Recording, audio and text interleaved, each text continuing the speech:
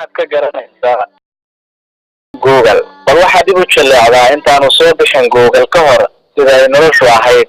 Ma xasuusataa haddii aad xog ama macluumaad aad si degdeg ah ugu baahato waxaad samayn jirtay halkaad u doonan jirtay. haddase wax kastood u baahato sida erey micnihii ciwaan goob tilmaam ama wax kastood u baahato waxa ugu horeeya oo maskaxdaada ku soo dhacaya kuguna dhawaa Google. wargeyska Forbes oo xogtan ka soo xiganay ayaa wuxuu sheegayaa halkii dirqsiinay 40,000 oo qof Google wax ka baaraan maalintiina 3.5 milyan oo qof. Google hadda wax kasta ayuu noqonayaa sida meel loo adeegsado xayeysiiska qorshooyinka shaqada lagu soo bandhigo ama xogta shakhsiyaadka lagu kaydiyo. haddaba bilowda warbixinteena aan u galnay waxaa xusid mudan in mar kasta oo aan xog u raadsano Google oo isaguna qayb ka mid ah xogteena aan siinayno waxaase isweydiin leh xog interadan ayuu naga qaadanayaa. magaca Google macnihiisu waa maxay? magacan xagee buu ka yimid? magaca Google inuu si qalad ku yimid haddii lagu sheego waa laga yaabaa inaad rumaysan weyso, balse xaqiiqadu waa sidaa.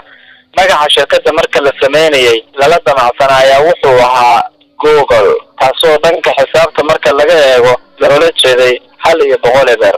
haddaba ardaygii alifay ugu horeeyay ee magaca qoraya ayaa waxa uu magacii Google u qoray Google. khubaradii hal abuurka ku wehelisay ardaygana kama hor imaanin magaca uu ardaygu bedelay oo waa ay qaateen sida ayna shirkadda Google magaca ku qaadatay.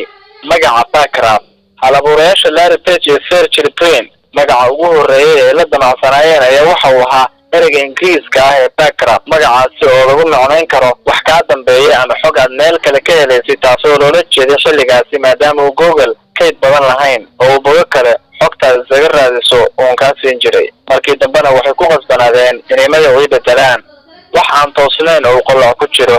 haddaad qaybta Google-ka ku marto ereyga scale qoloc buu gelayaa.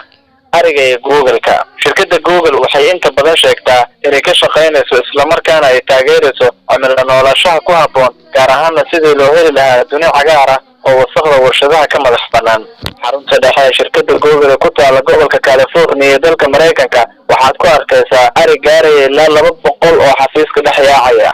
qofka markii ugu horeysay ee tahay aragtida ariga faraha badan ee dhex yaacaya xafiiska Google wuxuu isweydiinayaa qofkan xoolo dhaqatada ah ee magaalada ariga ku dhaqanaya muxuu yahay. arigaasi xeerada xarunta Google daaqay waxay shirkaddu ariga ku bedeshay mashiinada cawska lagu jari jiray. arigana waxaa iskale shirkadda Google. xawliga ay shirkaddu ku kobcayso Gmail, Google Maps, Google Drive, Google Chrome iyo waxyaabo la mid ah oo Google soo saarto waxaa u dheer laga bilaabo 2010 waxay shirkaddu milkaday shirkado kale oo badan. inaad taqaano ama inaadan aqoonba weydiin kartaa annaga ayaa diyaar kula inaan kula wadaagno sida Android, YouTube iyo Edison. tiknoolajiyadaha la yiraahdo oo dhan waxaa iskale Google ilaa 70 shirkadood oo kala duwan ay sidoo kale Google leedahay.